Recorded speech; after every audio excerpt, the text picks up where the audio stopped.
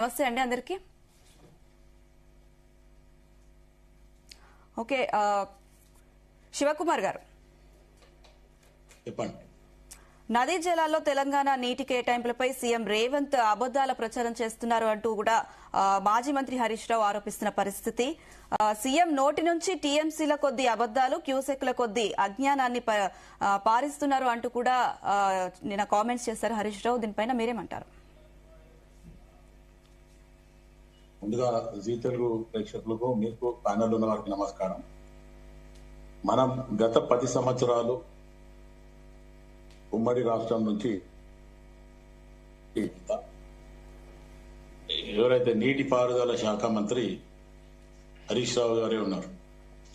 కానీ ఆయన ఉన్న ఆయాంలో ఆయన ఏమేం చేసిండు అనేది ఆయన ఒక్కసారి వెనక్కి తిరిగి చూసుకుంటే, ఆయన నీళ్ళ మీద కానీ, లేకపోతే నిధుల మీద కానీ, నియామకాల మీద కానీ వాళ్ళు ఏం చేసిండ్రు అనేది ఈరోజు జనాలకందరికీ కూడా స్పష్టంగా అర్థమైంది, తెలిసింది. దానికే ఒక రకంగా 10 సంవత్సరాలలో తెలంగాణని టీఆర్ఎస్ పోయి బీఆర్ఎస్ అయ్యి బీఆర్ఎస్ మొత్తానికి ఆగం చేస్తుంది అనే రకంగా మాట్లాడడం జరిగింది. గతంలో ఒకవేళ జల వివాదాలు ఉన్నాయి, దాని గురించి ఉద్యమ కాలంలో పోరాడడం జరిగింది, అంత మటుకు ఓకే. కానీ మొత్తానికి 10 సంవత్సరాలు మీ చేతిలో ఉన్న తర్వాత మీరు చేసింది ఏంటి? ఆ చేసిన దానికి కరెక్ట్ గా ఆ రిపోర్ట్స్ ఉన్నాయా? అంకెలు, గణాంకాలు అవి ఉండడం సాధ్యం.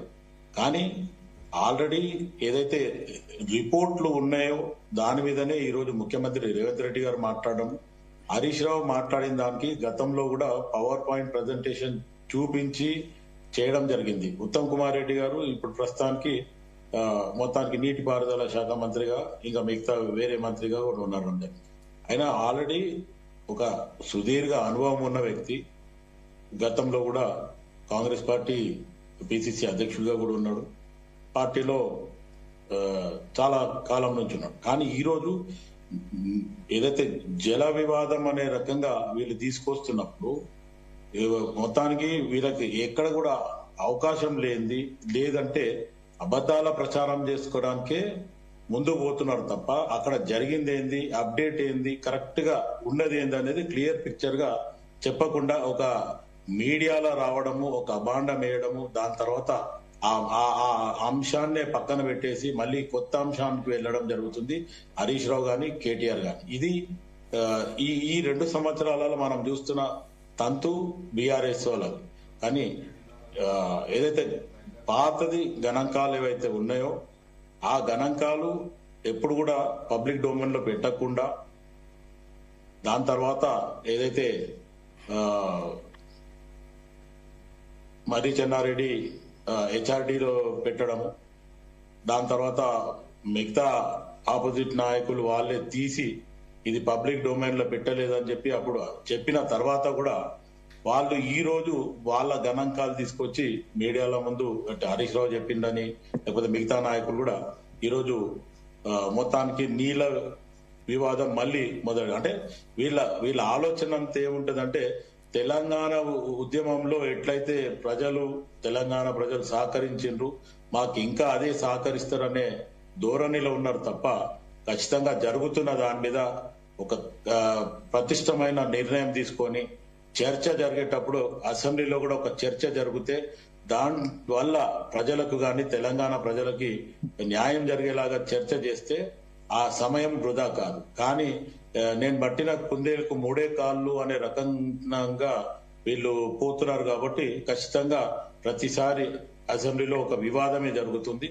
ఒక్క అంశం మీద టైం వేస్ట్ అవుతుంది. రెండోది ఆ ఇష్యూని సాల్వ్ చేయలేని పరిస్థితులు.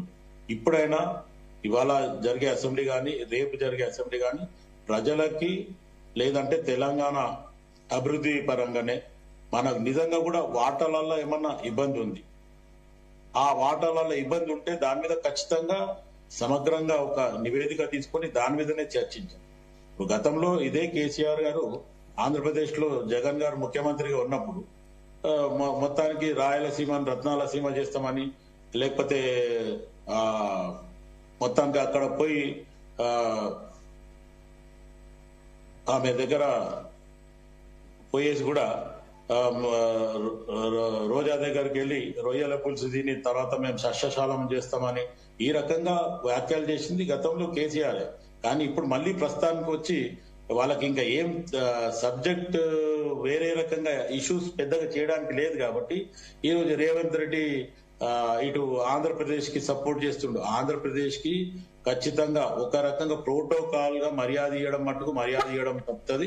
అదే కాకుండా ఒకవేళ సబ్జెక్ట్ పరంగా ఇబ్బంది వస్తే మటుకు అది ఆంధ్రప్రదేశ్ రాని ఇటు ఇంకా ఏ రాష్ట్రం వచ్చినా కాంగ్రెస్ పార్టీ వదిలేదు. ఈ రోజు తెలంగాణ అభివృద్ధి పరంగానే కాంగ్రెస్ పార్టీ మాట్లాడుతుంది, ముఖ్యమంత్రి కూడా మాట్లాడడం జరుగుతుంది. ఓకే అండి, రామ్మూర్తి గారు.